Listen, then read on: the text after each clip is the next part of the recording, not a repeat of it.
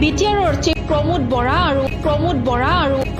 असमिया गामसाखौ GI टेगिं होनाय जासिगोन GI रेजिस्ट्रेशन बेनि मिनिङा जाबाय मा बेखौ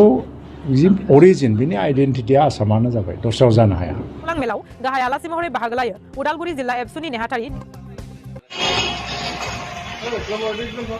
আজি বিজনী আঞ্চলিক ছাত্ৰ সন্থাই বিজনেছ ছাত্ৰ সন্থাৰ কাৰ্যালয়ৰ সন্মুখত নতুনকৈ নিৰ্মিত হৈ থকা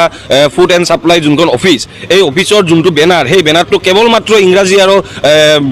বড়ো ভাষা ব্যৱহাৰ কৰা হৈছে তাত সম্পূৰ্ণভাৱে অসমীয়া ভাষা তেওঁলোকে এলাগি কৰিছে বেনাৰটোত পোষ্টাৰটো তেওঁলোকে অসমীয়া ভাষা কোনো ব্যৱহাৰ কৰা নাই আমি বিজনী আঞ্চলিক ছাত্ৰ সন্থাই আজি বিজনী আঞ্চলিক ছাত্ৰ সন্থাৰ কৰ্মকৰ্তাসকলে আমি এই বেনাৰটো ইয়াৰ পৰা আমি আঁতৰাই দিওঁ You are one of the culprit of the society. Boro jatini nenge jolini hunger. Most of the jolini hunger of the Boro community. You promote Boro. You are idiot. Neng jebu gyan gaya. Dene Assamese language ko sakri moननो थाखाय compulsorily reading आरो writing हानांगौ नङाब्ला साख्रि मोना होननाय आयेनखौ नों माबोरै सिरि थानो हाखो प्रमोद बर' नोंथाङा सासे एबसुनि लिडार जोंबो एबसुनि लिडारमोन how you can tolerate this act is directly murder to the Boro medium बे आयेना बर' मिडियामखौ डाइरेक्ट मार्डार खालामनाय किन्तु नोङो दिनै कुम्भकर्ण बादि मानो उन्दुना थाखो बाबु How you can sleep silent? If you are real Boro, you cannot sleep silent. You must raise question, raise protest, but still you have not done that. Hamba ang nोंथांखौ Boro होनो ना O Boro होनो ना नोंथाङा O Boroनि सिङाव really leader Boroनि हेंथाय promote Boro title खौ लानानै नोङो O Boroनि खामानि मावनाय. You are one of the great agent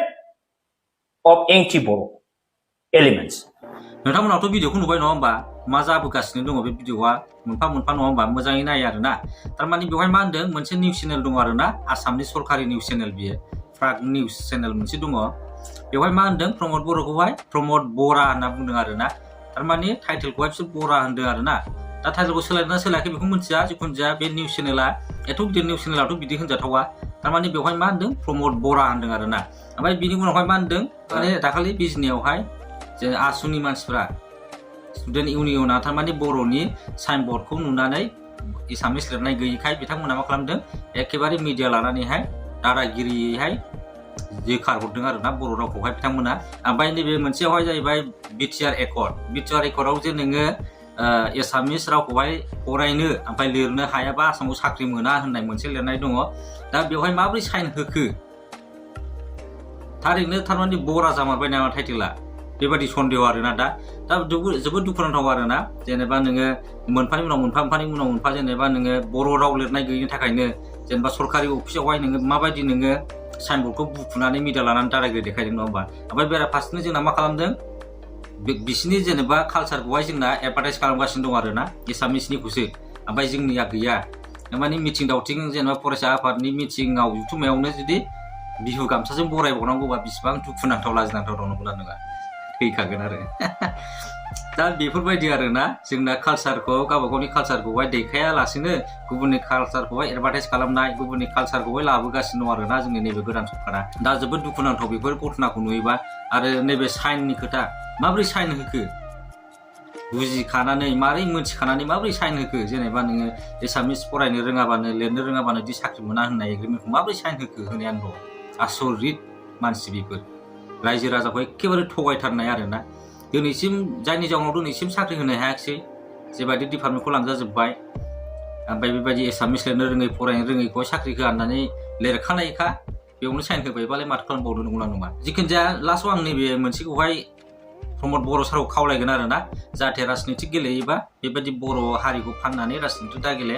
मानो होनना बुङोबा बिथाङा जेखि जाया सोङा मानो मिडिया सोंबानो मा ओंख्रि जाया होनना सोंबाबो बिथाङा बिटिआर सुटियाव सान्थि फैबाय दावराव दावसि गैला बेफोरबायदिल' होनो खालि सान्थि सुक्ति फैबाय सान्थि सुक्तियाथ' अबाव दङ मोनथिला बिथांनि बे सान्थि सुक्तिया बे आयाराम गयाराम ओमफ्राय XYZ बिथांमोनाल' मोनदों खोमा आंथ' मोनथिला बेफोरखौहाय दा बेफोरबायदि आरोना थारमाने बर' हारिखौहाय फाननाय सिस्टेम खोथा बुंबाय थायो आरोना सब मिडिया निउस चेनेलावनो बर' नामायावहाय बिटिआरआव सान्थि फैबाय सिगां मोदोम मावोमोन फैनो गियोमोन थोर थोर मावोमोन रावबो फैयामोन बड'लेण्डआव सिगां असान्तिमोन दानलाय सुलाय नांलाय खमलाय बेफोरबायदिल' फोसावो बिथाङा दा माथो होनबावनो नङा होमबा पलिटिक्सआथ' गेलेखाथारनांगोन बिथाङा दा खोथायानो गैयाबा बेहा बुंनो हाग्रामाया जेबायदि मावलांबाय डेभेलपमेन्ट खालामलांबाय बिटिसि एरियाखौहाय दा बिथाङा हाग्रामानि गाज्रि खामानिखौनो नुला दा खालि बिथाङा सान्ति सुक्ति नङाबानो बिथाङा पलिटिक्स गेलेनो हाला आरोना जेरावखि जाया बिथाङा खालि बे सान्ति सुक्तिनि खोथा नङाबानो बेहा पलिटिक्स गेलेनो खोथा गैला आरोना जिखुनु जाया दिनै बेबायदि जाहाथे दाजाथों आरोना सासे लेखा गोरों बिटिसिनि CM सासे मानसिनि खुगानिफ्राय बेबायदि जेनेबा नोङो बर'आव सिगां बिटिसिआवहाय सान्ति गैयामोन नांलाय खमलाय फास्टायावनो दखान बन्द जायोमोन बेफोरबायदि बिथाङा फोसावबाय थायो जाहाथे बेबायदि दा फोसावथों मानो होनना बुङोबा बेफोरबायदिखौ बुंनानै नोङो रावनिफ्रायबो भट मोननायनिखौ आसा दा खालाम आरोना गुबुन फारसेथिं नोङो मालाय हारिनो जेनेबा NDPफ्रा गाज्रिमोन बा जोंनि जायगायाव सिगां बेफोरबायदि मोनसे जाबाय थायोमोन जेनेबा घटना रावबो आलासि फैनो हायामोन बुथारोमोन बेफोरबायदि मोनसे फोसावनाय जायो आरोना बेनि थाखायनो इयुनाव बेफोरबायदि पलिटिक्स दा गेलेया आरोना जाथिखौ जेनेबा नेग्लेक्टआव दोननानैहाय आरो नोंथांमोना नायबानो जाबाय माबायदि होनो जिखुनु जाया निउस मिडिया चेनेलावनो बिथाङा खालि बे खोथाखौल' बुङो आरोना नोंथांमोना नायलांनो हागोन बोडोलैंड बोलने से काफी साल तक लोग डरते थे आने के लिए बोडोलैंड हिंसा के नाम से जाना जाता था काफी सालों से कोकराझार है आप अगर देखिए 2 साल पहले 1 साल पहले लोगों के मन में बहुत डर थे